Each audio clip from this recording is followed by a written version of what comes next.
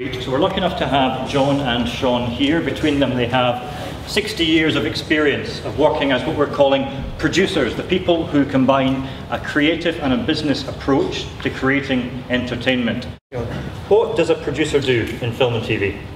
Look, a producer for film and television just comes up with an idea. You could be out watching a play, you could be reading a book, you could see a concert, whatever you think of, and you decide that that might make a good movie or that might make a good television show. You get the idea and you run with it. The world's your oyster now, and you've really got to think about wanting to do it, not somebody else is going to do it, I'll just instigate it and sort of float along with it. There's no other theys or thems happening, it's you. You do it. You see it, you read it, you push it forward, and you are the responsible one at the end of it to get it up there. You've got a great opportunity here. I just love this course and it's great. Is that similar to what a publisher does? I guess it is. I guess ultimately the publisher is the person responsible for making sure that magazine comes out every week. Probably like John also, when I saw you with the camera there, in a business like mine, you have to do other things as well, like you might interview people. A lot of the roles, I think, for the person who's running the show, you've got to get your hands dirty and do a bit of everything. What makes for good entertainment? John, go first. You go first. Well, think about it. Yeah, I'll think about it. So, well, I guess putting out a magazine every week, what makes for good entertainment? I've got to make sure that there's enough stories in there that my reader will feel entertained for half an hour or an hour to go through it. It's a good story. Basically, it all comes back to the writing, and entertainment is based around the written word basic. It's what it's all about, the basics. And if you've got a good story, you've got good entertainment. And the thing that you guys have got too, if you become producers, you get to play the role of God. Here's the other thing as producers. You have to look around and work out what is going to work in the world at the moment. And every day it's changing. Every year there's a different mood and a different genre of television that's working. At the time I came into that, in the early 90s when I found Steve, when I first met him, I realised that he was an incredibly good personality. He was larger than life in real life. He had exuberance and enthusiasm that just oozed out of every pore of him. And he'd talk to the camera the whole time, so he'd sort of have a crocodile and he'd be roping it up, and then he'd run over to the camera and zoom it in, and then you'd see the zoom past him, and then he'd go back and he'd hold the camera with the thing again, the croc again, and then he'd get up and he'd grab the camera and say, "Come, I'm going to take you with you." And he'd talk to the camera like it was a person the whole time. And that's what got me. How many people can be producers? And the skills that you need to be a publisher or a producer. Now, John said earlier on, you've got to be a pain in the arse.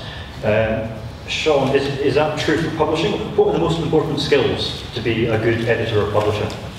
I think you've got to love what you do. I think that's a bit of an obvious one, but I think it's true. Do you have to be a people person? I think you do have to be a people person. I was going to say too, just going back, I think no matter how tenacious you are and how much love you have for the subject, you have to be prepared to spend thousands of hours doing the grunt work. I kind of realised, looking at the history of the magazine over 20 years, the first 10 years were kind of building, getting contacts, getting, till you could make the jump to the next level. I think, yeah, networking is really important. The thing they say in the television industry, it's not what you know, it's who you know.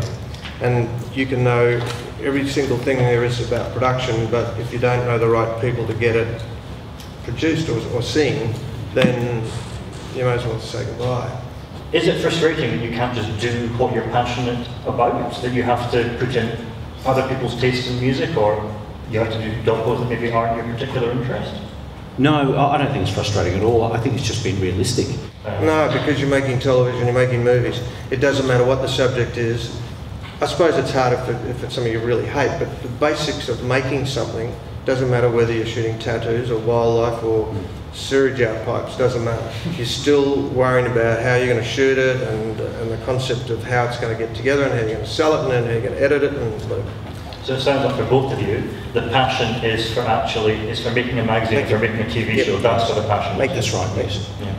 Because it makes me think, you've talked about how you're going to have to keep on being tenacious. People are going to say no to you all the time. It's long hours, it's hard work. Why on earth would anyone want to do your jobs?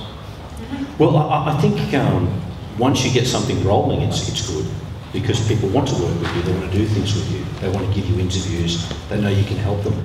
What you can do through being a producer is everything. I've actually lived with pilots and I've flown in 747s, and I've done all the things that I've loved and wanted to do in my life, and which is, it opens every door. You're in an industry that will put you into everybody's life that is on this planet if you want to be there. And the good thing about it is you don't have to live that life, you can be out of there in 2 weeks. It doesn't matter. So you don't have to live in the slums, you don't have to live up there, you don't have to live in the mountains, you don't have to live in Antarctica. You can go and do that, and it's a window that you can open, shoot it, and get out. And it's fantastic. It's the best mosaic of life you can ever do is this industry. John Stainton, Sean Sennett, thank you very much.